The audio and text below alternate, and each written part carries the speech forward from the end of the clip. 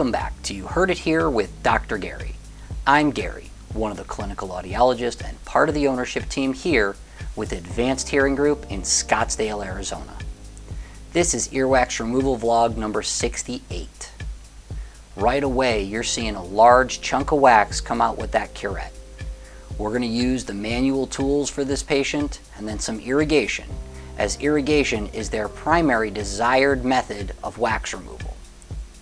My favorite method is obviously the manual tools, as you see me use mostly on this channel. I do use some irrigation, of course. Here we go with that. I don't really use much in the way of microsuction. We do it a few times every now and then, but we refer out more for that if there's an issue where patients need microsuction. It's just not my favorite method of removal. That's not to say that we don't do it or I don't think it's effective. It's just not my favorite. This patient is actually the same patient that we saw in Earwax removal vlog number 67. Their ears were just severely impacted. They were suffering from oral fullness, pressure in the ear, and reduced hearing. And once we get this wax out, all of that's going to go away pretty quickly. It's still coming out in some pretty large chunks. Even after the irrigation, you can see that the color of that earwax changed. We're going to hit it with a little bit more water and see what it looks like. There are different types of hearing loss. Your hearing loss can either be sensory neural, meaning that it comes from the cochlea or beyond.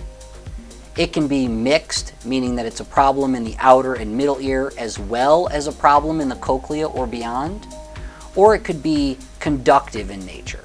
A conductive hearing loss is one like you're seeing here, where the patient has an obstruction in the outer or middle ear that can generally be resolved either via a wax removal, medication, and or possibly surgery, depending on the severity of the issue.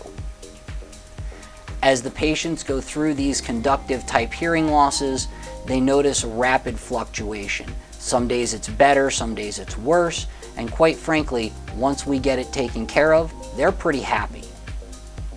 Sensory neural and mixed hearing losses are a little bit more complicated to treat, and in the case of a mixed hearing loss, it can be a combination of medication, surgery, wax removal, and amplification, hearing aids, or assistive listening devices.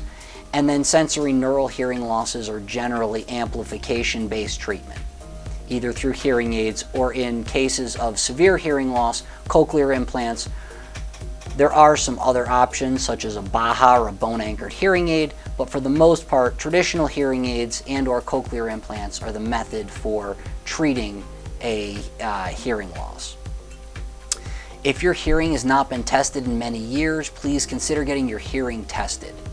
We're going to get this wax out here. We're starting to see the eardrum. There's just a little bit more we want to remove. If you like these wax removal videos, please take a moment to like and subscribe. It really does help us get our content in front of more people. The more we can educate and entertain, the better off we're going to be. Take a look at that eardrum. This has been You Heard It Here with Dr. Gary. Thank you for watching. We'll see you in the next video.